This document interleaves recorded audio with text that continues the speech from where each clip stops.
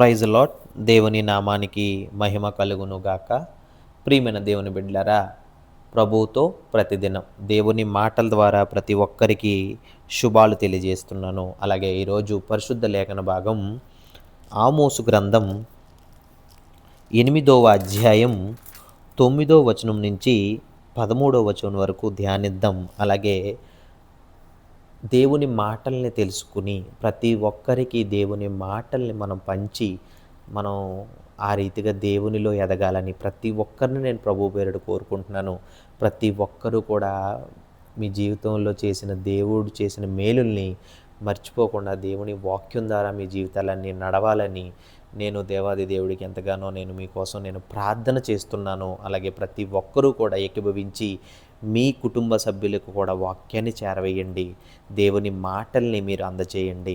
గొప్ప సువార్తని మనం ప్రకటిద్దాం. అలాగే ఈరోజు నేర్చుకోబోయే దేవుని మాటల్ని ముందు చిన్న ప్రార్థనతోటి దేవాది దేవుడి మాటల్ని మనం నేర్చుకుందాం. పరిశుద్ధుడా, స్తోత్రం నాయన. పరిశుద్ధుడా, మహోన్నతుడా, పరలోకమందున్న మా తండ్రి, నీ ఘనమైన నామానికి వేలాది వందనములు, స్తోత్రములు తండ్రి. ఇదిగో తండ్రి, ఈరోజు సాయంకాల సమయాన ప్రవ్వా ఈ రీతిగా మరొక నూతన జీవితంలోకి ప్రవ్వా మమ్మల్ని అందరినీ ప్రవేశపెట్టి ప్రవ్వా మా అందరినీ నీ రెక్కల చాటున కాచి దాచి భద్రపరిచి ఇంతవరకు ప్రవ్వా మా అందరినీ మా కుటుంబాలందరినీ మీరు ఆశీర్వదించి దీవించినందుకు మీకు వందనములు, స్తోత్రములు తండ్రి. గడిచిన కాలమంతా కూడా ప్రవ్వా ఎన్నో మేలులు చేసావు తండ్రి మా జీవితంలో. అలాగే ప్రతి ఒక్క మేలును బట్టి నీకు వందనములు, స్తోత్రములు తండ్రి. ఎవరైతే బలహీనంగా ఉన్నారో ప్రవ్వా అటు వాళ్ళందరినీ కూడా ఈ వాక్యం ద్వారా వాళ్ళ హృదయాన్ని తాకండి. ప్రతి మాటని కూడా ప్రవ్వా హృదయంలో నుంచి వాళ్ళని మార్చి అలాగే ఆ మాట ద్వారా వాళ్ళ జీవితాలు కూడా స్థిరపరచాలని ఏదైతే ఈరోజు మీరు మాతో మాట్లాడడానికి సిద్ధపడి వచ్చిన వాక్యాన్ని బట్టి నీకు వందనములు, స్తోత్రములు తండ్రి. మేము ప్రతి మాటని కూడా ధ్యానించి మా జ్ఞానంతో ప్రభువు నడవాలని మా హృదయంలో ప్రార్థన శక్తిని దయచేయండి. ఆ ప్రార్థన ద్వారా ప్రతి ఒక్క కుటుంబం కూడా దీవించి ఆశీర్వదించేయాలని ఈ కొద్ది ప్రార్థన మీ పాదాల సన్నిధికి చేర్చుకుంటారని యేసు పరిశుద్ధ నామములో అడిగి వేడుకుంటున్నాము తండ్రి. ఆమెన్. ప్రియమైన దేవుని బిడ్డలారా, ఆమోసు గ్రంథం 8వ అధ్యాయం 9వ వచనం నుంచి 13వ వచనం. ప్రభువైన యెహోవా సెలవిచ్చుదనేమనగా, ఆ దినమున నేను మధ్యాహ్న కాలమందు సూర్యుని అస్తమింపచేయుదును, అలాగే పగటి వేళను భూమికి చీకటి కమ్మజేయుదును. మీ పండుగ దినములను దుఃఖ దినములుగాను మీ పాటలను ప్రలాపములుగాను మార్చుదును. అందరినీ మొలల మీద గోనె పట్టు కట్టుకొనజేయుదును. అందరి తలలు బోడి చేసేదను. ఒకనికి కలుగు ఏకపుత్ర శోకము వంటి ప్రలాపము నేను పుట్టింతును. దాని అంత్య దినము ఘోరమైన శ్రమ దినముగా ఉండును. రాబోవు దినములందు దేశములో నేను క్షామము పుట్టింతును. అది అన్నపానములు లేకపోవట చేత కలుగు క్షామము కాక యెహోవా మాటను వినకపోవుట వలన కలుగు క్షామముగా ఉండును. ఇదే యెహోవా వాక్కు. కాబట్టి జనులు యెహోవా మాట వెదుకుటకై ఈ సముద్రము నుండి ఆ సముద్రము వరకును ఉత్తర దిక్కు నుండి తూర్పు దిక్కు వరకును సంచరించుదురు గాని అది వారికి దొరకదు. ఆ దినమందు చక్కని కన్యలను యవ్వనులను దప్పిచేత సొమ్మసిల్లుదురు. ప్రియమైన దేవుని బిడ్డలారా, చూడండి దేవుని వాగ్దానం ఏం చెప్తుంది అంటే, ఆ దినమందు ఆ దినమందు ప్రభువైన యెహోవా సెలవిచ్చుదేమనగా, మధ్యాహ్న కాలమందు సూర్యుని అస్తమింపజేయుదును. అంటే మధ్యాహ్నం ఎప్పుడైనా సూర్యుడిని మనం చూస్తే ఎంత ప్రకాశవంతంగా ఎంత అగ్నిగోళంగా ఆ కాంతి ఉంటుందో దాన్ని కూడా అలాంటి సమయంలో చీకటి రావడం అనేది ఒక శిక్షకి ఒక చిహ్నం. అలాగే ఇంకొక మాట ఏమన్నాడు అంటే దేవాది దేవుడు, పగటి వేళను భూమికి చీకటి కమ్మజేయుదును. అంటే దేవుని ప్రకాశం అనేది భూమి మీద లేకపోవడం. ఎందుకంటే భూమి ఆకాశములను సృజించిన వాడు యెహోవా. అటువంటి భూమి మీద ఆ కాంతి అనేది లేకపోవడం అనేది ఇక్కడ దేవాది దేవుడు మాట చెప్తున్నాడు అంటే అది ఎలాంటి వెలుగు లేకపోవడం అనేది చాలా పెద్ద శిక్ష. అసలు ఆ దినమున నేను ఏ దినము రోజు? ఎందుకు ఇన్ని శిక్షలు మనకేస్తున్నాడు దేవుడు? ఎందుకు ఇన్ని శిక్షలు ఈరోజు మనం దేవుని వాగ్దానం ఎందుకు చదువుకుంటున్నాము అంటే, ఇది ఒక శారీరక చీకటికి మాత్రమే కాదు, ఇది ఆధ్యాత్మికంగా కూడా దేవుని ప్రకాశం లేకపోవడం. అలాగే యేసుప్రభువారు సిలువపై మరణించేటప్పుడు కూడా జరిగిన ఒక అంధకారం. లూకాసు వార్త 23, 44, 45లో కూడా ఇదే మాట ఉంటది. దేవునికి ఆ మధ్యాహ్నకాల సమయమందు ఆ శిక్ష అమలు చేసేటప్పుడు కూడా సూర్యుని వెలుగు కూడా అంధకారంగా అయిపోయింది. అంటే ఒక శిక్షకి ఒక వెలుగు అనేది లేకుండా అది ఎంత దుర్నీతి పరిస్థితిలో కూడా ఆ వెలుగనేది ఉండదు. దేవుడు ఎందుకు అటువంటి శిక్ష వేశాడు? ఎందుకు అటువంటి రీతిగా ఈరోజు వాగ్దానాన్ని మన ముందుంచాడు అంటే, ఇంకొక మాట ఏమంటున్నాడు అంటే దేవాది దేవుడు, మీ పండుగ దినములను దుఃఖ దినములుగాను, మీ పాటలను ప్రలాపములుగాను మార్చుదును. ఇజ్రాయేల్ ప్రజలు దేవుని ఆజ్ఞల్ని విస్మరించి తన ఇష్టమైన ఆరాధన మార్గాలలో, పండుగలలో, ఆటపాటల్లో మునిగిపోయారు. అయితే దేవుడు ఏమంటున్నాడంటే, మీ ఆనంద సమయాలన్నిటినీ కూడా నేను దుఃఖ దినములుగా మార్చుతాను. గోనె పట్టు బోడి తలలు ఇవి ఎందుకు చిహ్నం అంటే ప్రాయశ్చిత్తానికి, శోకానికి సూచనలన్నమాట. అలాగే ఏకపుత్రుని కోల్పోయిన ప్రలాపం అంటే గొప్ప ఆత్మీయ శిక్ష అనమాట. అంటే దీనికైనా తీవ్రమైన శిక్ష ఇంకొకటి ఉండదు. కోల్పోయిన అసలు నీ కుటుంబంలో జరిగే అంతటి ఘోరమైన శిక్షని దేవుడు కోల్పోయే పరిస్థితిని కూడా తీసుకొచ్చి అటువంటి శోకములో నేను పడేస్తాను. ఈ శిక్ష ప్రజల హృదయాల్ని, వాళ్ళు అనుభవించే శోకాన్ని, అలాగే వాళ్ళ ఆనందాన్ని మొత్తం కూడా తుడిచివేసి శిక్షకు కారకులుగా దేవుడు చేస్తానని వాగ్దానం ఇచ్చాడు. అలాగే ఇంకొక మాట, రాబోవు దినములందు దేశములో నేను క్షామము పుట్టింతును. ప్రియమైన దేవుని బిడ్డలారా, ఇది ప్రజలు ఒక భౌతిక ఆహారాన్ని గురించి కాదు, దేవుని వాక్యం లేకపోవడం వల్ల అలమటిస్తారన్నమాట. దేవుని వాక్యాన్ని అనుసరించకపోవడం వల్ల చివరికి దేవుడు ఆయన దగ్గర మనకి కావాల్సిన వాక్యాన్ని లేకుండా చేస్తాడు. దేవుని మాట లేకపోవడం అనేది అది ఒక వ్యక్తికి అది ఎంత అత్యంతమైన భయంకరమైన ప్రమాదకరమైన పరిస్థితి అనేది మనం ఆలోచన చేయగలగాలి.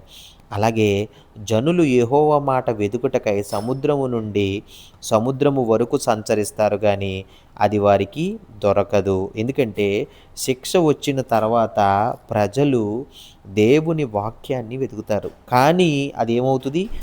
ఆలస్యమవుతుంది. దేవుని మాట విధించాలనుకునే శ్రమలో ఉన్నా కూడా అది వారికి దొరకదు. ఇది దేవుని వాక్యాన్ని నిర్లక్ష్యం చేసిన వారికి వేసే శిక్ష. అలాగే దేవుని వాక్యాన్ని నిర్లక్ష్యం చేయడం అనేది ఒక ఘోరమైన కూడా ఒక దోషం. ఎందుకంటే రాబోవు దినములందు దేశములో నేను క్షామము పుట్టిస్తాను. అన్నపానములు లేకపోవట చేత కలుగు క్షామము కాక యెహోవా మాటను వినకపోవటం వలన కలుగు క్షామముగా ఉండును. ఇదే యెహోవా వాక్కు. అంటే దేవుని వాక్యాన్ని నువ్వు నిర్లక్ష్యం చేస్తే నీకు అదొక ఘోరమైన దోషంగా, ఎందుకంటే అది మన జీవితానికి కూడా ఒక వెలుగు, అలాగే మరియు జీవము. ద్వితీయోపదేశకాండం 8వ అధ్యాయం 3వ వచనం మీరు చదవండి. అలాగే మత్తయిలో 4వ అధ్యాయం 4లో కూడా మీరు చదవండి.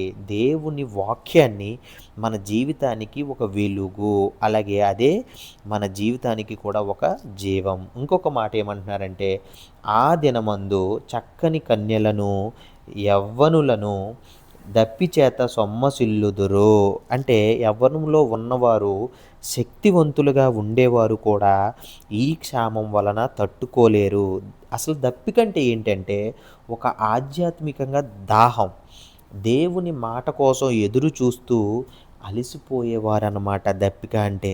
దీని ద్వారా దేవుడు మనకేం చెప్పాలనుకుంటున్నాడు అంటే, ఎంత ఆరోగ్యంగా బలంగా ఉన్నా కూడా దేవుని వాక్యం లేకపోతే మనిషి శూన్యుడు. అసలు ఈ మాటల ద్వారా దేవుడు మనకి ఏ సందేశం ఏమి ఇవ్వబోతున్నాడు మన జీవితాలకి? ఇవి ఏంటి అని అంటే, మనకి దేవుని వాక్యాల ద్వారా దేవుడు మనల్ని హెచ్చరిస్తున్నాడు. అదేంటి అంటే, దేవుని వాక్యాన్ని నిర్లక్ష్యం చేస్తే ఒక దినము అది మనకి ఆ వాక్యం అందకుండా పోవచ్చు. అలాగే మనం ప్రస్తుతం వాక్యం వినగలడం అనేది దేవుని అనుగ్రహం. దాన్ని వినడం, మనం పాటించడం, అలాగే ఆచరించడం అనేది మన బాధ్యత. అలాగే దేవుని తీర్పు మొదట శారీరకంగా కాకుండా అంటే ప్రకృతి వైపరీత్యంగా మొదలవుతుంది. ఆయన మాట మనం వినకపోతే మొదట ఏం చేస్తాడో ఆ శిక్షని మొత్తం భూమి మీద చీకటి కమ్మజేస్తాడు. అలాగే మనం ఏదైతే ఆటపాటలు అనుకుని దేవుని వాక్యాన్ని విస్మరించి మనం చేస్తున్నామో మన మన జీవితాల్లో ఆనందం అనేది లేకుండా చేస్తాడు. అలాగే మన జీవితాలన్నీ కూడా దుఃఖ దినములుగా మారుస్తాడు. అలాగే దేవుని మాట పోవడం అనేది, తక్కకపోవడం అనేది అత్యంత ఘోరమైన శిక్ష.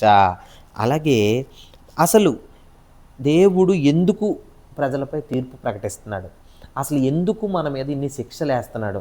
మనం ఏం చేశాము అంటే, ఎందుకు ఇంత భయంకరమైన శిక్షలు మనకు వస్తున్నాయి అంటే, ఎప్పుడు కూడా శిక్షకు కారణం ఏమై ఉంటుంది అంటే, చూడండి, మనం ఏదైనా పాపం చేస్తే ఆ పాపానికి ఫలితం మనకి దేవుడు ఖచ్చితంగా ఇస్తాడు. మొదటిది. రెండోది, దేవుని మాటని ఎప్పుడు కూడా నిర్లక్ష్యం చేయడు. అంటే ఈరోజు ఈ వాక్యం విని మన జీవితంలో ఎటువంటి పాపాలున్నా కూడా మనం అవి తొలగించుకోకపోతే, మన హృదయంలోంచి తీయకపోతే మనకేం అమలు చేస్తాడంటే, నీ జీవితంలో క్షామము, అది రాబోవు దినములందు దేశములో నేను క్షామము పుట్టింతును, అది అన్నపానములు లేకపోవట చేత కలుగు క్షామము కాక యెహోవా మాటను వినకపోవటం వల్ల. ఆహారం దొరికే భౌతిక ఆహారం గురించి దేవుడు చెప్పట్లేదు. నువ్వు వాక్యాన్ని విని దాన్ని పాటించకపోతే, ఆచరించకపోతే నీకు ఎటువంటి ఘోరమైన శిక్ష వస్తుంది. అది ఆ రోజు నువ్వు మళ్ళీ దేవుడు కావాలని నువ్వు తన వైపు ఉంటే నీకు దేవుని వాక్యం దొరకదు. అంటే మనం ఏదైనా ఏ పని చేసినా కూడా దేవునిని మనసులో పెట్టుకుని విధేయతగా మనం దేవుని వాక్యాన్ని పాటించే విధంగా మన జీవితాలు ఉండాలి. అలాగే ఇంకొకటి, అసలు దేవుడు ఏ ఏ శిక్షలు విధించాడు? ఈ ఆమోసు అనే వ్యక్తి అసలు ఎటువంటి వారంటే, అసలు ఆమోసు అనే వ్యక్తి నేను ప్రవక్తనైనా కాను. అలాగే 7వ వచనంలో 7వ అధ్యాయంలో 14వ వచనం చూడండి. అందుకు ఆమోసు అమాజ్యాతో ఇట్లనెను, నేను ప్రవక్తనైనా కాను, ప్రవక్త యొక్క శిష్యుడినైనా కాను, కానీ పశులు కాపరినై మేడి పండ్లు ఏరుకొని వాడును. ఆమోసు ఎవరండి? ఆమోస్కి ఏమన్నా బ్యాక్గ్రౌండ్ ఉందా? ఆమోసు ఏమన్నా ఒకప్పుడు దేవుడి బిడ్డగా ఉన్నాడా? కానీ ఆమోసు నిజాయితీ వల్ల ప్రవక్తగా దేవుడు ఎంచుకున్నాడు. ఎవరిని ఏ సమయంలో ప్రవక్తగా ఎంచుకుంటాడనేది దేవుడు మాట ఎవ్వరికీ కూడా అర్థమవ్వదు. తన హృదయాన్ని మాత్రమే దేవుడు చూసి అటువంటి గొప్ప ఆమోసుని దేవాది దేవుడు ఎంచుకున్నాడు. ఆమోసు ఏ వ్యక్తి? పశులు కాపరి, మేడి పండ్లు ఏరుకునే ఒక సాధారణమైన వ్యవసాయం చేసుకునే కుటుంబం నుంచి వచ్చిన ఆమోసు. అలాగే అసలు ఎందుకు శిక్షలు విధించాడు అంటే, ప్రకృతి మీద ముందు శిక్ష చూపించాడు. మధ్యాహ్నం సూర్యుడు అస్తమించడం అనేది ఒక శిక్ష.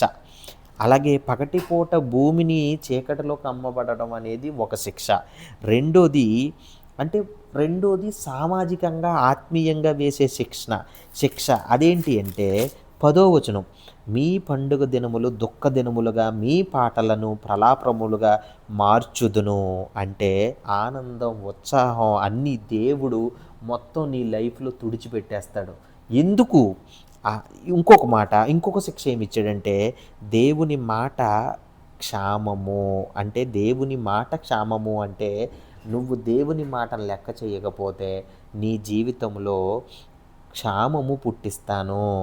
అది ఎంత అన్నపానములు లేకుండా చేసే ఆహారము కాదు కానీ నీకు కలుగు క్షేమము యెహోవా మాటను వినకపోవటం వల్ల కలిగే ప్రాణహాని అన్నమాట.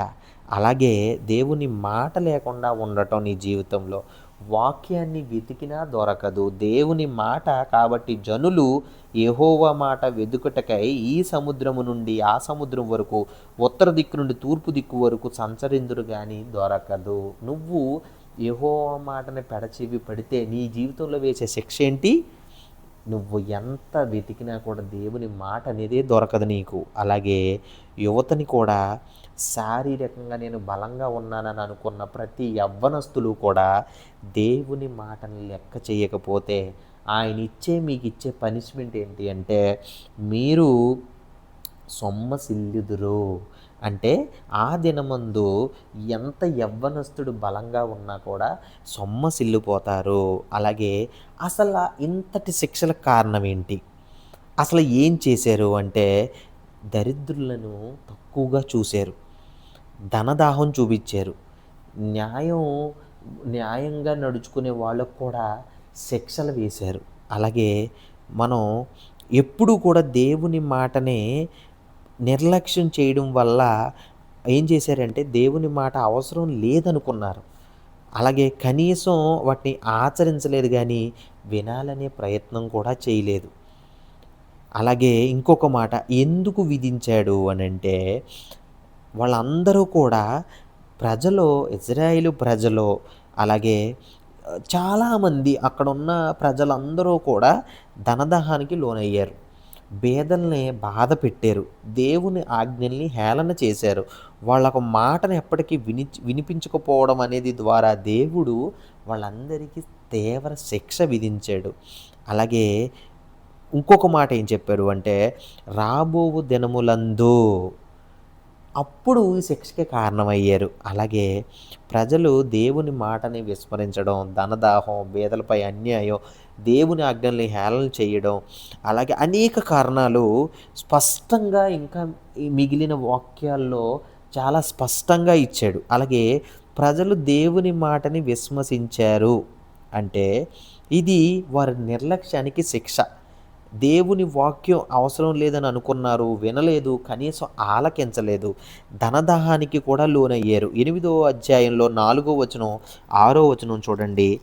దేశమందు బేదలను మృంగివేయును, దరిద్రులను మాపివేయును కోరువారులారా, తూము చిన్నదిగాను రూపాయి ఎక్కువదిగాను చేసి దొంగ త్రాసు చేసి మనము ధాన్యమును అమ్మునట్లు అమావాస్య ఎప్పుడైనా పోవునో, మనము గోధుమలను అమ్మకము చేయునట్లు విశ్రాంతి దినము ఎప్పుడు గతించిపోవును అని చెప్పుకొను వాళ్ళు రారా.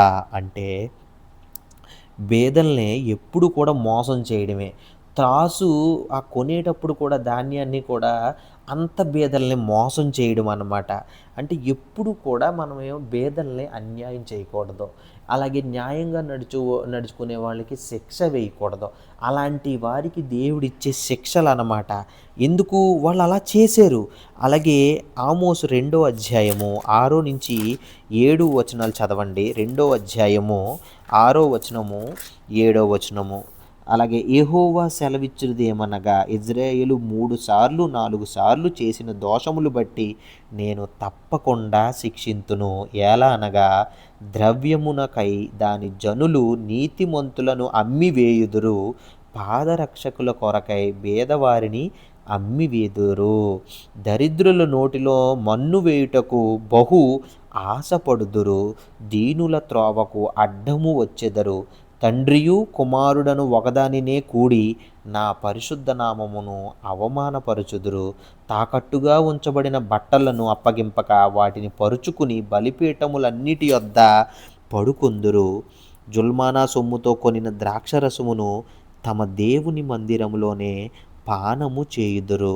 ప్రియమైన దేవుని బిడ్డరు, ఎన్ని తప్పుడు న్యాయం లేకపోవడం, బేదలనే ఇజ్రాయేలు ప్రజలు ఎంత పాపానికి ఒడిగట్టారు అని అంటే, అందుకే దేవుడి ఆజ్ఞల్ని హేళన చేశారు. అలాగే 2వ అధ్యాయంలో 4వ వచనం కూడా ఉంటుంది.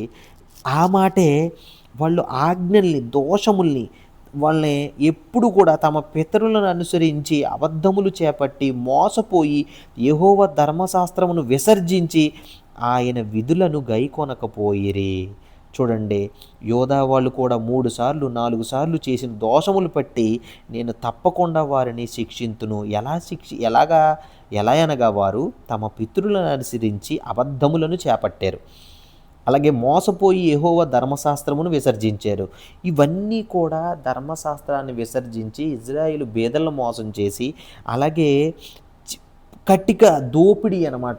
నిర్దాక్షిణ్య బేదల దగ్గర నుంచి దోపిడీ జరిగిందనమాట. అలాగే ఆరాధనని ఆటలుగా మార్చారు. 5వ అధ్యాయము 21, 23 కూడా చూడండి. 5వ అధ్యాయము 21, 23 దేవుడు మాట సెలవిచ్చాడు. అదేంటి అంటే, ఎందుకు ఇన్ని శిక్షలు, ఎందుకు వీళ్ళకింది? మీ పండుగ దినములను నేను అసహించుకున్నాను, వాటి నీచనముగా ఎంచుచున్నాను. మీ వ్రత దినములలో కలుగు వాసనను నేను అగ్రనింపనొల్లను. ప్రియమైన దేవుని బిడ్డలారా, నాకు దహన బలులు నైవేద్యములు మీరు అర్పించిన నేను వాటిని అంగీకరింపను. చూడండి, దేవుడు ఎందుకు ద్వేషించాడంటే, వారు పాపంతో ఉండి బయటపట్టిన ఆరాధన మాత్రమే చేశారు. హృదయంతో కాకుండా అహంకారంతో మాత్రమే వాళ్ళు నడుచుకున్నారు. అందుకని దేవుడి శిక్ష విధించాడు. అలాగే తీర్పు రాకముందే దేవుడు హెచ్చరించే వాక్యం, దేవుడు 3వ అధ్యాయంలో 7వ మాట ఉంటుంది చూడండి. 3వ అధ్యాయంలో 7వ మాట ఏమని ఉంటుందంటే, తన సేవకులైన ప్రవక్తులకు తాను సంకల్పించిన దానిని బయలుపరచకుండా ప్రభువైన యెహోవా ఏమీ చేయడు.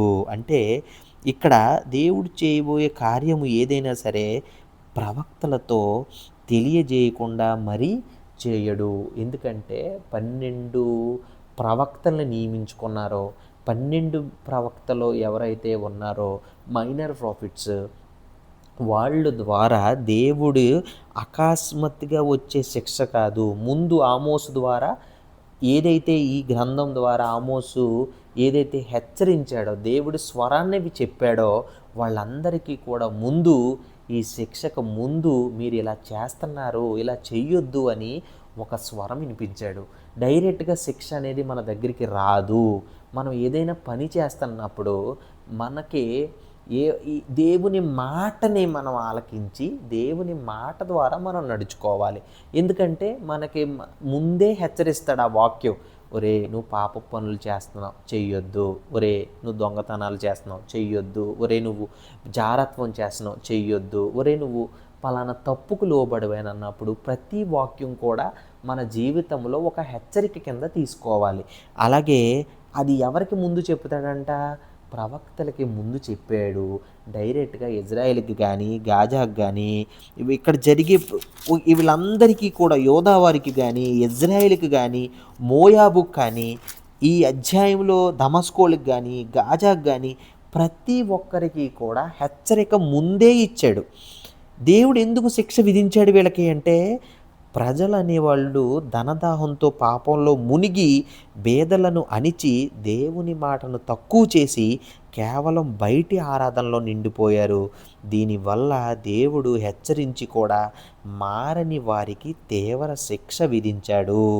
అలాగే చివరికి ఆయన వాక్యాన్ని కూడా దొరకనివ్వకుండా చేశాడు.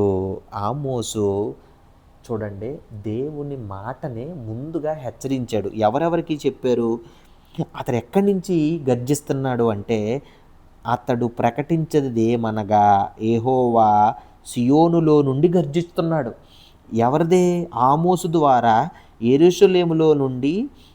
1 అధ్యాయం 2 మాట చూడండి. అతడు ప్రకటించినదేమనగా, యెహోవా సియోనులో నుండి గర్జించుచున్నాడు, యెరూషలేములో నుండి తన స్వరము వినబడజేయుచున్నాడు. కాపరులు సంచరించు మేత భూములు, అంటే పచ్చని భూములు ఏదైతే ఉన్నావో అవన్నీ కూడా దుఃఖించుచున్నవి.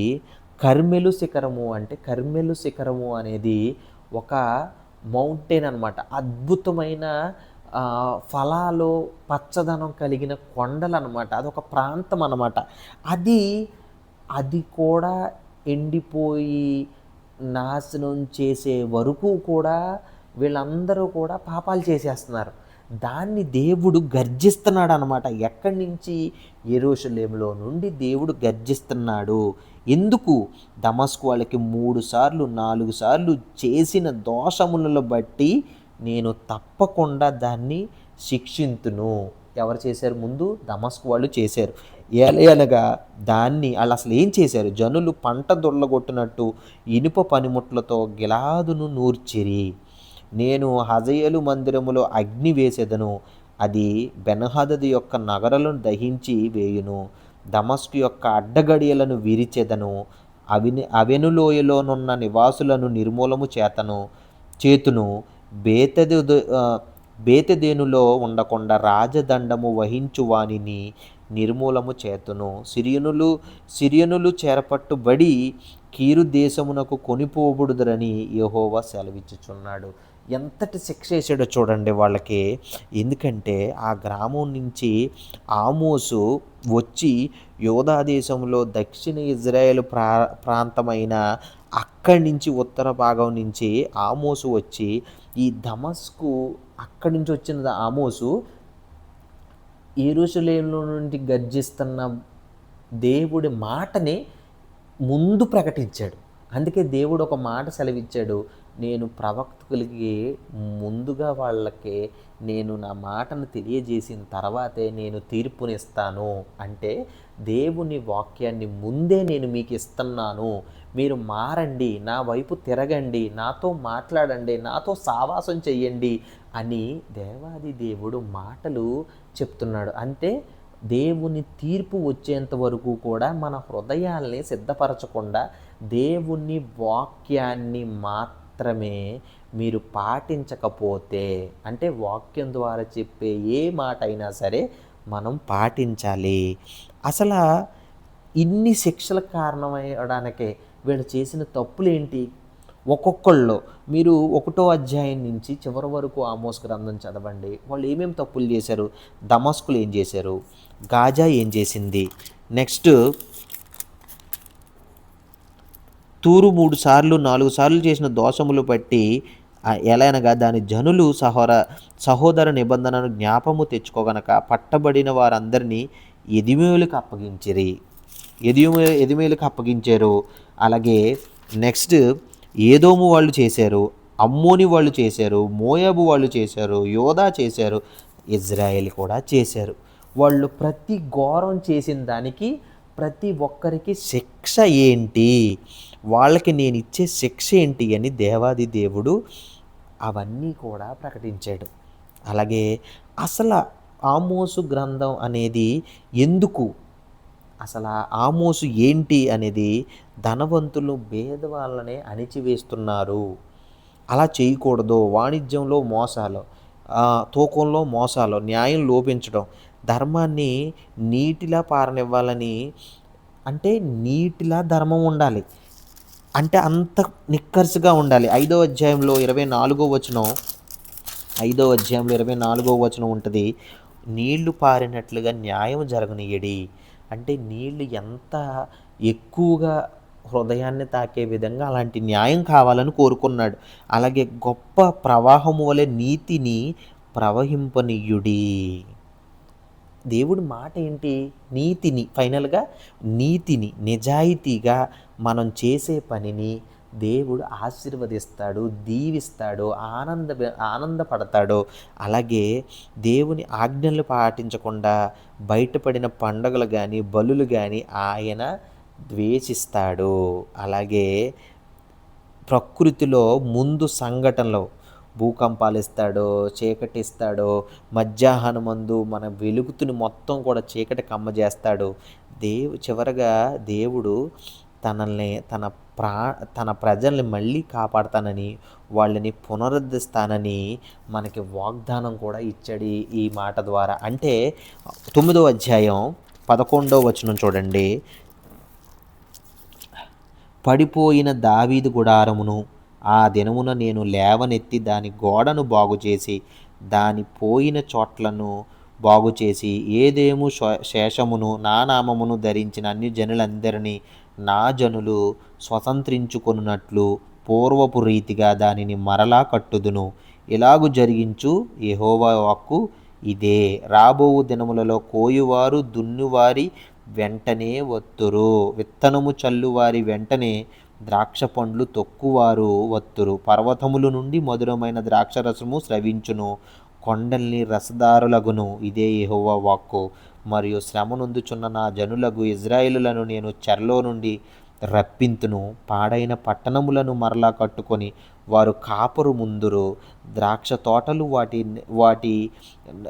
తోటలు నాటి వాటి రసమును త్రాగుదురు. వనములు వేసి వాటి పండ్లను తిందురు. వారి దేశమందు నేను వారిని నాటుదును. నేను వారికి ఇచ్చిన దేశములో నుండి వారు ఇక పెరికి వేయబడరని నీ దేవుడైన యెహోవా సెలవిచ్చుచున్నాడు. అంటే అసలు ఈ అధ్యాయంలో దేవుడు మళ్ళీ నేను వాళ్ళని లేవనెత్తుతాను, నేను శిక్షను వేసేవాడిని, కానీ నేను కూడా లేవనెత్తుతాను. ఎప్పుడు? మీరు వాక్యాన్ని పాటించండి, వాక్యాన్ని ఆచరించండి, వాక్యం ద్వారా మీ జీవితాలను నడవండి. నా వాక్యమే దేవుడు మరీ అదే చెప్తున్నాడు. ఇదే యెహోవా వాక్కు. కాబట్టి జనులు యెహోవా మాట వెదుకుటకై 9వ అధ్యాయము 8వ అధ్యాయము 11వ మాట 12వ మాట. కాబట్టి జనులు యెహోవా మాట వెదుకుటకై ఈ సముద్రము నుండి ఆ సముద్రం వరకు, ఉత్తర దిక్కు నుండి తూర్పు దిక్కు వరకు సంచరించుదురు. అంటే యెహోవా మాట వల్ల మనకి మళ్ళీ మనం ఏవైతే కోల్పోతామో జీవితంలో, ఏవైతే శిక్షణ అనుభవిస్తామో, మళ్ళీ మనం ఆ మాట వైపు తిరిగితే దేవుడు మనకు అన్ని సౌకర్యాలు కూడా మళ్ళీ మనకిస్తానని వాగ్దానం చేసిన గొప్ప దేవుడు. అందుకే నీ జీవితంలో నువ్వు చేయాల్సింది ఏంటి అంటే దేవుని వాక్యాన్ని పాటిద్దాం.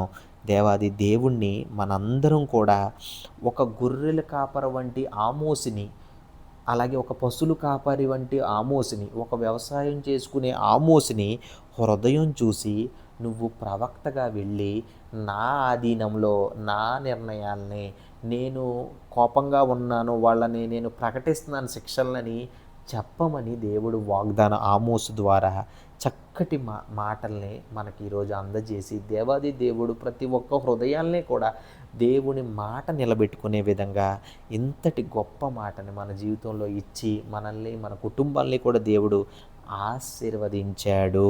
ప్రియమైన దేవుని బిడ్డలారా, చిన్న ప్రార్థనతోటి మనం అందరూ ఏకీభవించండి. Praise Lord. పరిశుద్ధుడా, మమ్మల్ని మిక్కిలిగా ప్రేమించి మా పరలోకమందున్న మా తండ్రి, నీ ఘనమైన నామానికి వేలాది వందనములు, స్తోత్రములు తండ్రి. అయ్యా తండ్రి, మేమేమి ఇచ్చి మీ రుణం తీర్చుకోవాలి తండ్రి. మాకు ఈ గొప్ప జీవితాన్ని ఇచ్చినందుకు వందనములు, స్తోత్రములు తండ్రి. అయ్యా ఈరోజు ఈ సాయంకాల సమయాన తండ్రి ఇంతటి చక్కటి వాక్యాన్ని, ఇంత చక్కటి మాటల ద్వారా ఇంత మధురంగా ప్రభావ మా జీవితాన్ని స్థిరపరచుకోండి అని వాగ్దానం ఇచ్చావు తండ్రి. నా వైపు తిరగండి అని వాగ్దానం ఇచ్చావు తండ్రి. నా వాక్యాన్ని మీరు వినండి అని వాగ్దానం ఇచ్చావు తండ్రి. నా వాక్యం విని మీరు గైకోనండి, ఆచరించండి, పాటించండి అని వాగ్దానం ఇచ్చావు తండ్రి. ఎంత గొప్ప మాటలు తండ్రి. మేము ఆమోసులాగా ప్రభువా, ఆమోసు ఏదైతే మీరు ఒక ఒడంబడికని ఇచ్చారో తండ్రి, ఆమోస్కి ఏదైతే ఒక పశువుల కాపరి అయినా కూడా ప్రభువా ఇంతటి చక్కటి మాటల్ని, మీ మాటల్ని చెప్పడానికి ఆమోస్కి ఇచ్చిన గొప్ప దర్శనాన్ని బట్టి నీకు వందనములు, స్తోత్రములు తండ్రి. ఎన్ని మాటలు తండ్రి, అటువంటి శిక్షలన్నిటికీ కూడా ప్రభువా మేము ఈరోజు చేసే పాపాలన్నిటికీ మేము అర్హులం తండ్రి. మా జీవితాల్లో కూడా ఒక వెలుగు కావాలి తండ్రి.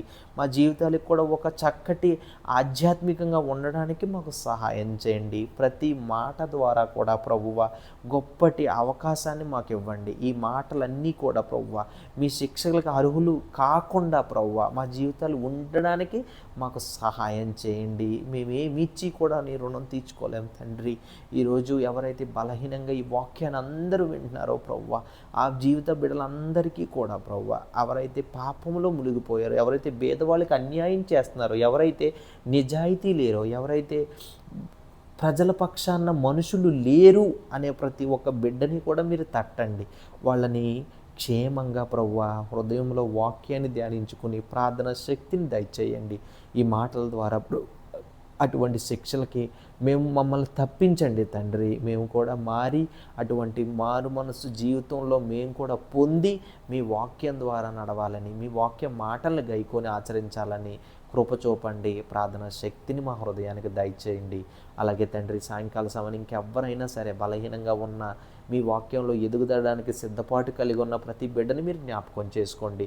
ఈ కొద్ది మాటలు ఏదైతే మీరు ఈరోజు మాట్లాడారో ప్రభు ఆ మాటలన్నీ ఆమోస్ జీవితంలో మేము నేర్చుకున్న అన్నీ కూడా ప్రభు జరిగే విధంగా కూడా ప్రభు మీ నామమును ప్రతి ఒక్కరిని దీవించండి, ప్రతి కుటుంబాన్ని ఆశీర్వదించండి. అలాగే ఈరోజు ప్రతి కార్యక్రమాన్ని చక్కగా ప్రభువా ఎంతటి ఆదివారపు ఆరాధన ఎవరైతే ప్రభువా నేను స్తుతించడానికి గణపరచడానికి వాళ్ళకి ఇచ్చిన హృదయాన్ని బట్టి నీకు వందనములు, స్తోత్రములు తండ్రి. ప్రతి బిడ్డలో చేసిన గొప్ప కార్యాలన్నిటిలో కూడా నీకు వందనములు, స్తోత్రములు తండ్రి. మాకు అనుదిన ఆహారాన్ని దయచేసావు తండ్రి. మా రోజునన్నిటిని అపవాది శోధల నుంచి తప్పించావు తండ్రి. ఎన్ని మంచి మేలులు మా జీవితంలో చేసినందుకు నీకు వందనములు, స్తోత్రములు తండ్రి. ప్రతి ఒక్క మాట ద్వారా మీరే మహిమ ఘనత ప్రభావాలు పొందుకుంటారని, ఈ ప్రార్థన అంతటినీ కూడా మీ పాదాల సన్నిధి చేర్చుకుంటారని యేసు నామంలో అడిగి వేడుకుంటున్నాం తండ్రి. ఆమేన్.